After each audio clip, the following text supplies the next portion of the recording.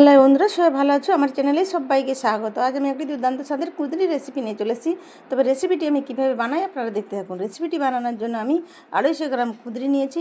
বেসন কুঁদরিকে 4 টুকরো করে নিয়েছি। সামান্য লবণ হলুদ দিয়ে জল দিয়ে আমি কুঁদরিটা কিছুক্ষণ ভাপিয়ে নিয়েছি। এবার ভাপানো হয়েছে, তুলে নিয়েছি। এভাবে ভাপিয়ে যদি কুঁদরি রান্না করে খান তাহলে যাদের গ্যাস অম্বল হয় সেই সমস্যাটা আর হবে না। এরপর কড়াটা বসিয়ে দিয়ে আবারও তেল দিয়ে দিচ্ছি। তেলের মধ্যে আমি একটা শুকনো লঙ্কা ফাটিয়ে দিচ্ছি, সামান্য কালো জিরে ফোড়ন দিচ্ছি। ফোড়নটা কিছুক্ষণ ভেজে নিচ্ছি। একটা বড় সাইজের পেঁয়াজকে কুচিয়ে নিয়েছিলাম, পেঁয়াজটা দিলাম। 1 চামচ পোস্ত দিয়ে দিলাম, দিয়ে পেঁয়াজটা কিছুক্ষণ নাড়াচাড়া করে নিলাম। নিয়ে এবার ভাপিয়ে রাখা কুঁদরিটাকে জল ঝুলিয়ে নিয়েছিলাম সেটা দিয়ে দিলাম, দিয়ে আরও কিছুক্ষণ নাড়াচাড়া করে একটু ভাজা ভাজা করে নিচ্ছি।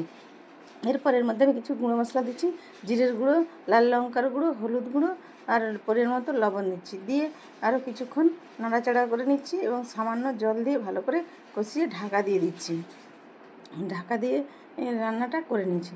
দেখুন মিনিট 2-3 ঢাকা দিয়ে দিয়েছিলাম, রান্নাটা একদম রেডি হয়ে গেছে। এবার আমি একটা প্লেটের মধ্যে তুলে আপনাদের দেখাচ্ছি। দেখুন দেখতেও যেমন লোভনীয় হয়েছে, খেতেও কিন্তু দুর্দান্ত স্বাদের হয়। এইভাবে আপনারা একবার হলেও কুঁদরি বানিয়ে খেয়ে দেখবেন। যদি আমার ভিডিও ভালো লাগে তাহলে প্লিজ চ্যানেলটাকে সাবস্ক্রাইব করবেন। টাটা বাই, আজকের মতো।